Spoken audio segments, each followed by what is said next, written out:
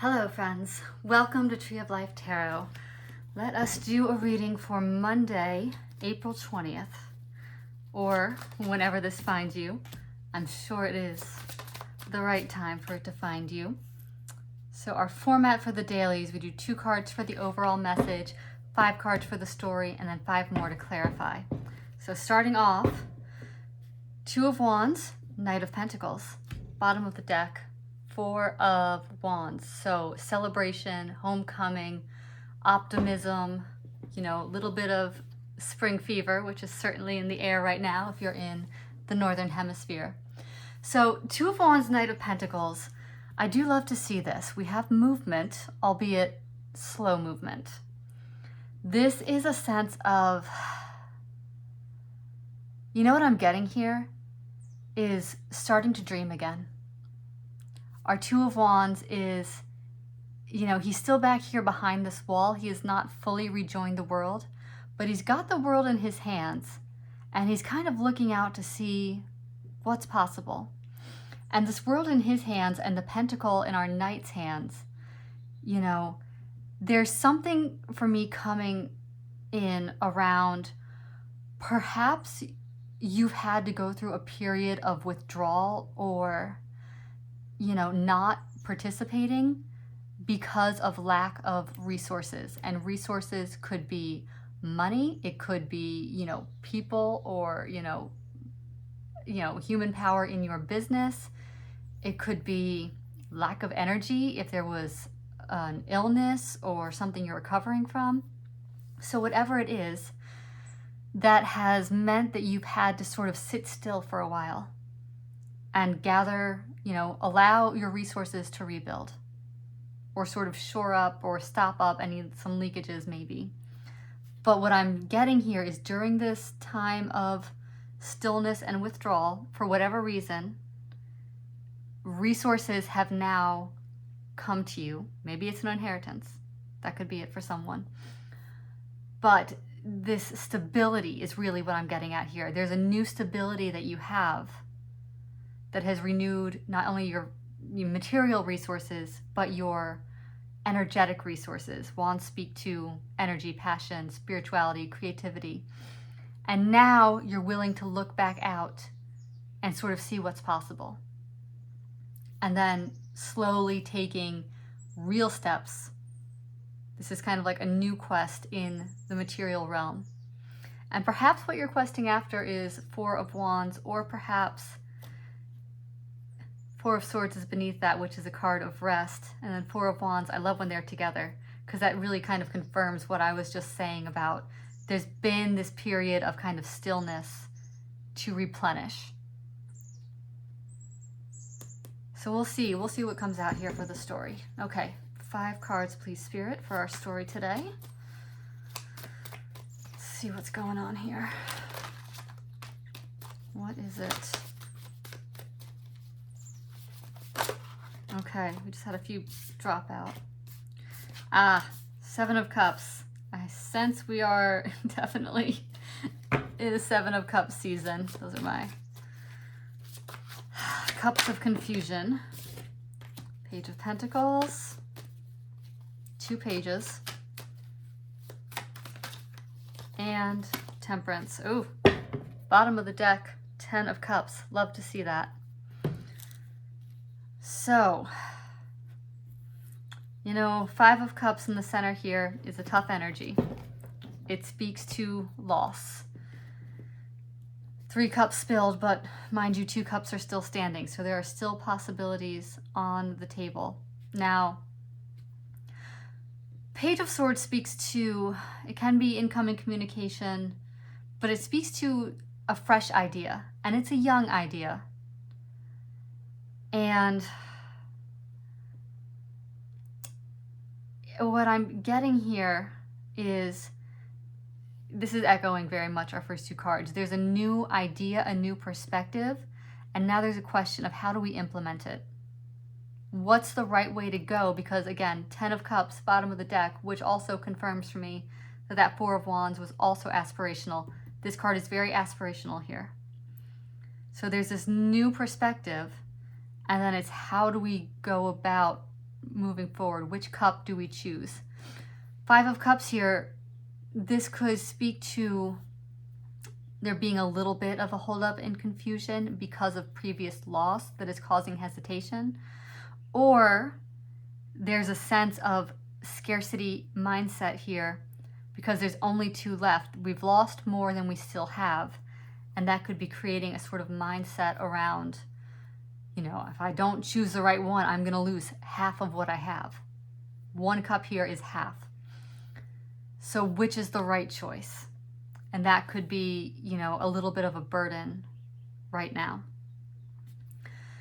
So then we have our Page of Pentacles, which is where this is sort of a fresh new idea and perspective of like an offering of a new idea. This is like a small, tangible offering. This is a small, concrete step. And this might just be testing something out. You know? The page is sort of more junior to the knight. So before embarking, you know, on this quest, however slow moving it might be, this might be one small action to sort of test things out or to gather some more information. We have Temperance here, which is a card of Sagittarius. It's a card of balancing things out. It's bringing sort of the water here, the unconscious, subconscious, emotional realm, into balance with, you know, she's got 1 foot on dry land, 1 foot into sort of clear, logical, material, you know, tangible realm.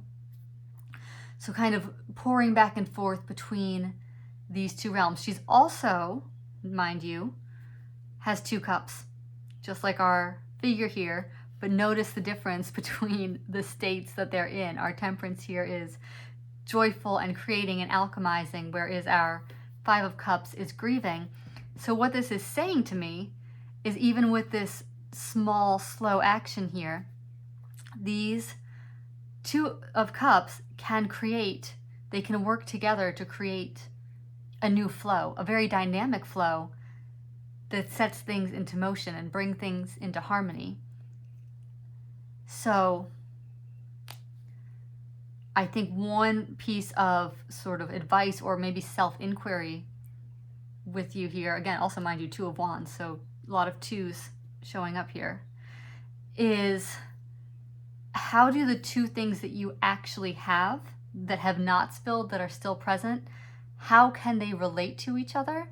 How do they interact with each other? How can they pour back and forth between each other to create new flow? And so then there's an invitation to a small step here. This is not, you know, all cards on the table, all in. Or all chips on the table, rather, I guess. This is testing it out, one small step. You know, it's with small steps that we gain confidence. It's not the huge leap off the cliff. Almost no one can do that. If you can, you know, good for you. That's not most people. It's the small, consistent, you know, just moving the needle a little bit each day. That builds the confidence and shifts the long-term trajectory. And maybe that is what's shifting us from a 5 of Cups into Temperance, being an alchemizer with 2 cups. She doesn't have any more cups than our sad mermaid here does, but look what she's doing with them. Okay, let's clarify.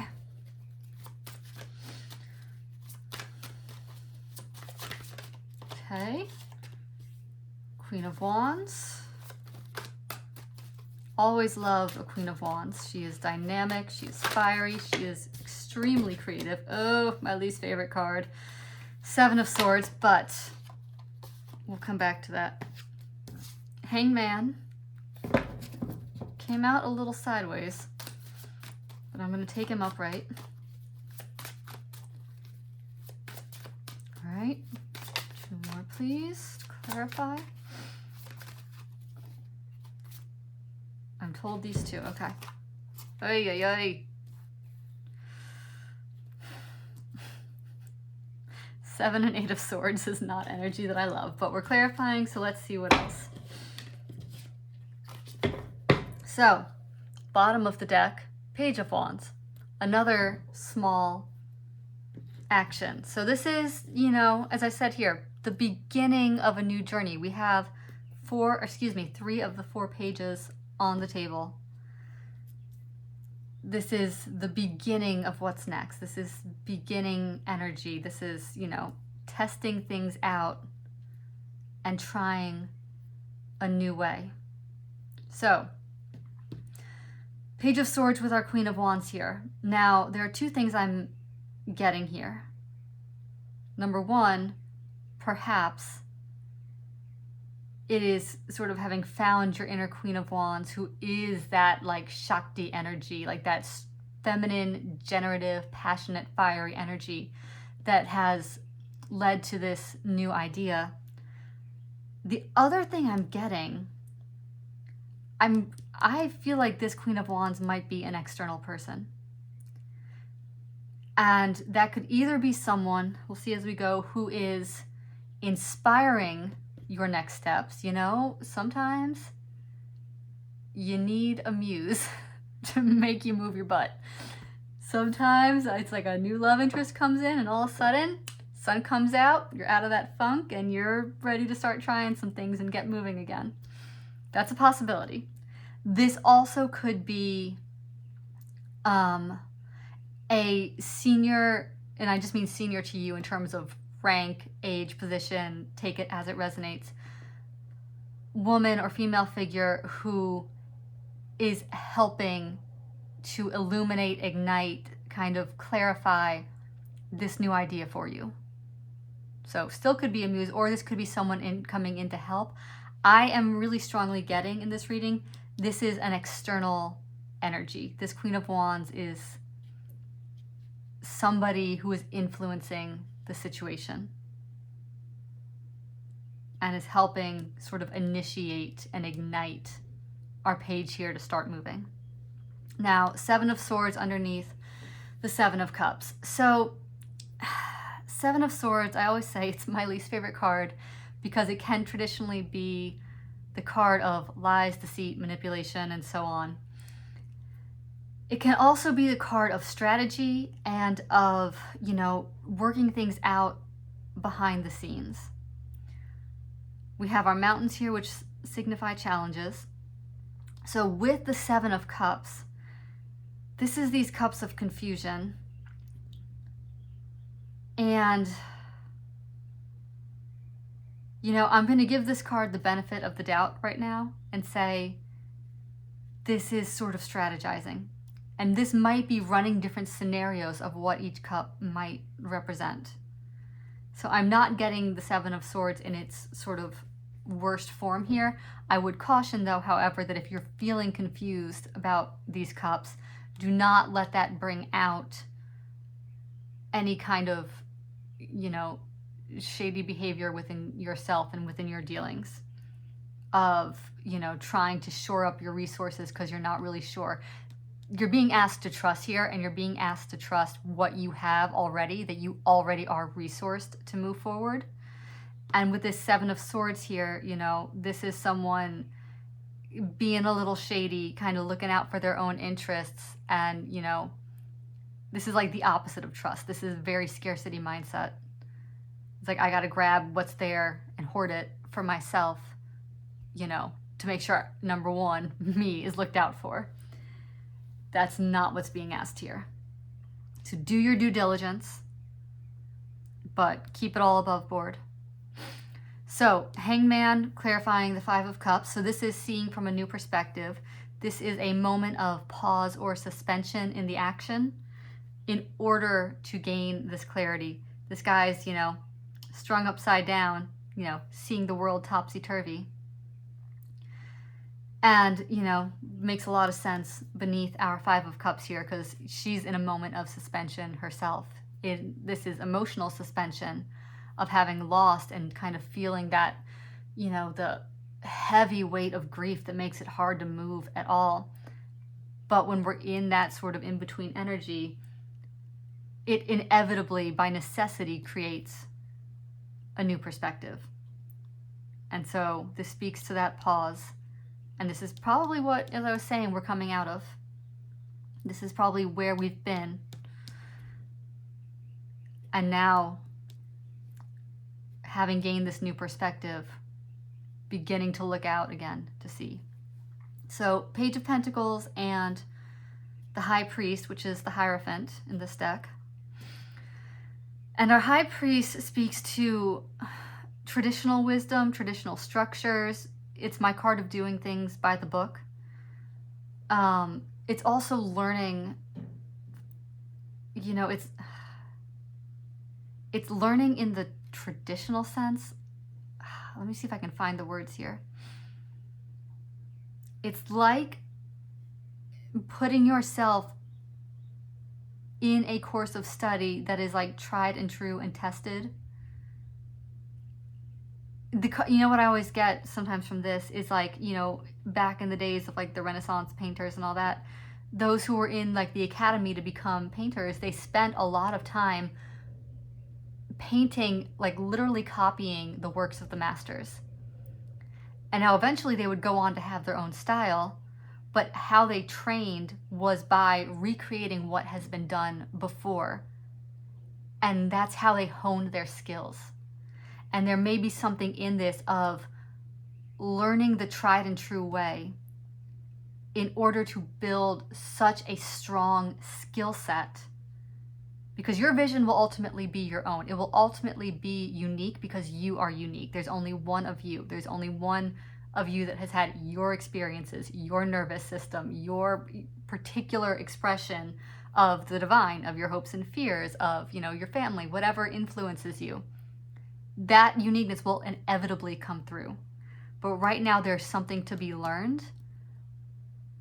It's like you have to know the rules before you can break them. And it's not even, I'm not even seeing here that you want to break the rules, although Seven of Swords does say be mindful of trying to take shortcuts. High Priest is the opposite of shortcuts.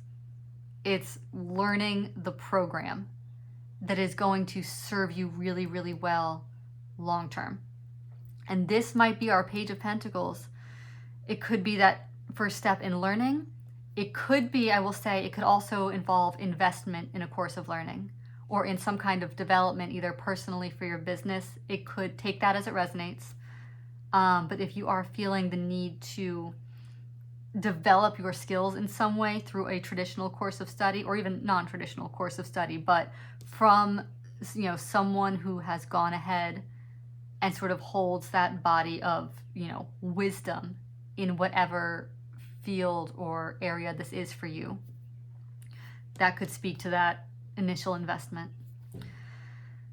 And then we have the Eight of Swords here with Temperance, which, I almost don't know why she's showing up. I mean, yes, there's some anxiety in all of this. And, this is analysis paralysis. It's being trapped in the head, and I can only hope that this is what Temperance is alchemizing. There's that overthinking, anxieties. It's not quite the sleepless nights of the Nine of Swords, but it's feeling kind of trapped in a cage of not being able to go anywhere. But this is a cage of thoughts. She actually can escape quite easily. Nothing is really keeping her in here. And the castle is right behind her. So she really does need this new perspective of the Hangman in order to, alchemize like our Temperance angel here. I would like to get one clarifier for this Eight of Swords because I'm not really sure what she's trying to say there. Okay, well, what came out is the Nine of Wands, which can be a card of the Wounded Warrior, although I love this card in this deck because it is a bit more empowering. She's standing her ground. This is like the final stand. The bottom of the deck, we have the Nine of Swords. So what I'm getting from this is that this, and again, this is kind of an illusion of being trapped. It's not the real thing, but it comes from, with the Nine of Wands clarifying all of the battles it's taken to get to this point, which, when you got to fight through and you've been through, rounds and rounds of overcoming challenges and, tests that life throw at you, we can become a bit jaded. We can have a fear of loss again. And this is saying that's just sort of where this Eight of Swords is coming from. It's from a feeling like you've got to protect, everything you've done and that you've got to be on your defenses and like it could go wrong. So that's where this Eight of Swords is coming from. and that needs to be alchemized. Okay. And you know what? I just looked over at our Queen of Wands, and what immediately came to me is, if you're feeling like this, lean into your Queen of Wands. Whether that's a real person external to you or whether that's you, because we all have our Queen of Wands in us. This is the antidote. She is brave. You know, she's got her, you know, mini lion on her lap in terms of that cat. She is, you know, she's fiery. She's ready for anything. She can take risks. She knows the universe is on her side, which it is. So if you're feeling stuck and anxious, lean into your Queen of Wands energy. Create your own solutions. Find that fire. It will serve you well. Okay, this is Monday. I will talk to you in the next one. Take care.